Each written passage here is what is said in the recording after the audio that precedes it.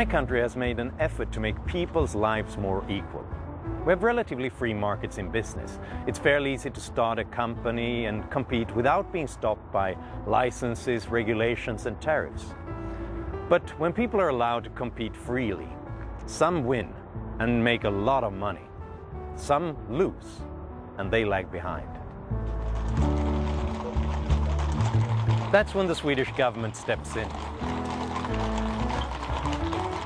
To reduce differences of outcome, we tax heavily and redistribute wealth among our citizens.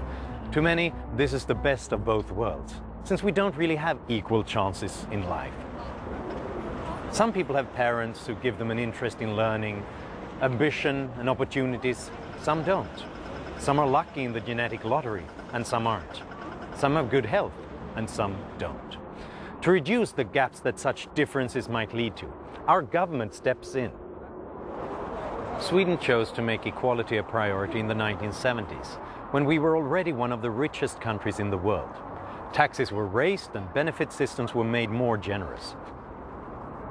Public spending almost doubled between 1960 and 1980, from 31% to 60% of GDP. Some would say that this has made our country better, but it has also reduced the rewards for working hard and taking risks.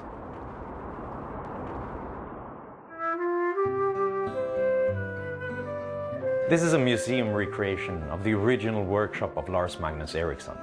He was a very important person in Swedish history because more than 130 years ago, he produced cheap and reliable versions of the telephones that he had seen in the United States. And because of this, Stockholm became a global center for telecommunication in the late 19th century, and it laid the groundwork for one of Sweden's most successful companies, Ericsson. And today, it still employs more than 80,000 people in 150 countries.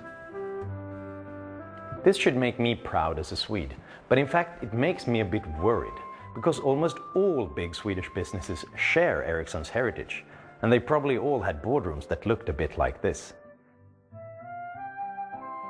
The average big Swedish company is 94 years old. We have apparently not had the policies that encourage people to start the new businesses that might become tomorrow's Ericsson. Today, Swedish entrepreneurs are the oldest in the world. This is the other side of the coin. The young people and the immigrants who should be our future are not starting the new Ericssons. In fact, we have many examples of young Swedes and entrepreneurial immigrants who move from Sweden to Britain or the United States because the rewards are much greater there, where taxes are lower.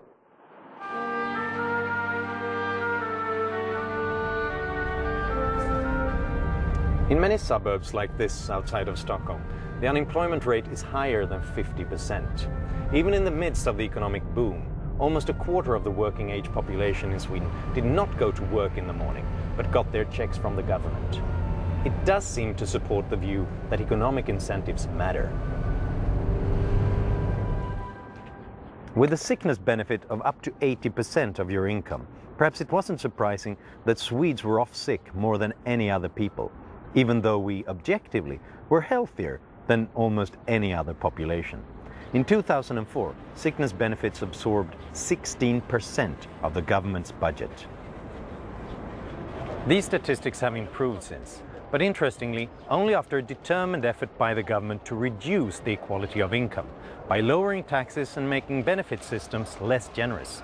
So it seems that these changes increase the incentives to work. Friedman emphasized something counterintuitive. There's a positive benefit to inequality of outcome for everybody. Some people become millionaires, and some become billionaires, but that is because they were the ones who made their customers happy. That's the economic system that has transformed our society in the past century and more.